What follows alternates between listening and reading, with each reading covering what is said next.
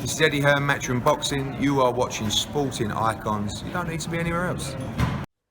Okay, so DAZN are apparently very, very close to an $800 million buyout of BT Sport. Now, quite why they have to list it as $800 million is beyond me. That's a British company buying a British company. Shouldn't it be in pounds?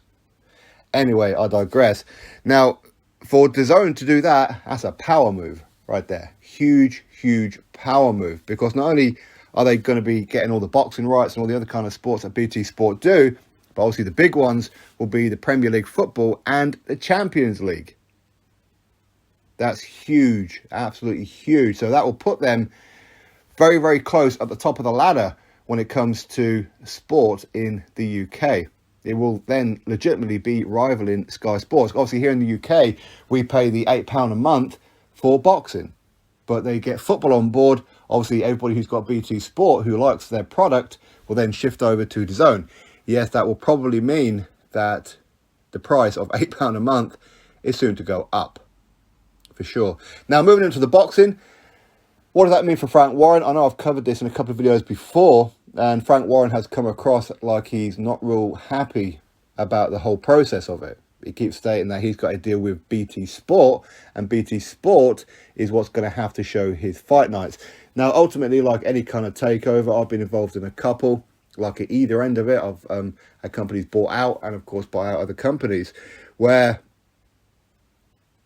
everything that's in place with a current contract will then just be converted over or transferred over to the new company. Your terms and conditions, everything will remain the same.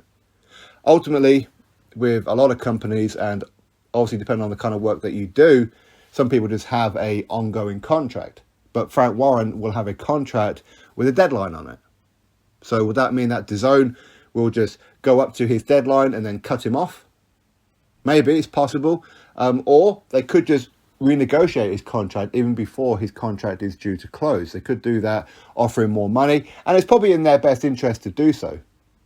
If you can get Matchroom and Queensbury under the same promotional banner, well, not promotional banner, but network, such as DAZN, then that's, again, another big, big power move. And I know some people say Eddie Hearn will be Frank Warren's boss. No, that's not true at all. They'll just be working alongside each other in some ways, as in Frank Warren will still put on his own shows.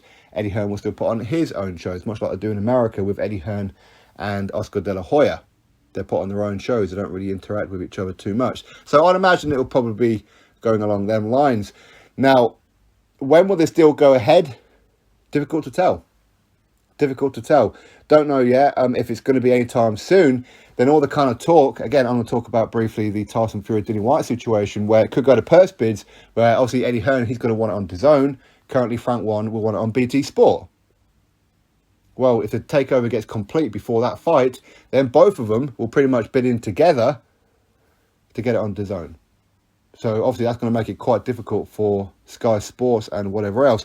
But either way, that's huge, huge news for DAZN, for football fans, for boxing fans. I said I would imagine that the price will probably go up, unless of course you can keep your subscription and only access boxing. Maybe they're going to do something like that, and then maybe anybody else wants to come through can only access football, depending on what you want, or both. Maybe there's going to be some different kind of packages. Time will tell. Anyway, drop your thoughts below, click thumbs up, and of course subscribe, and I'll catch you on the next video.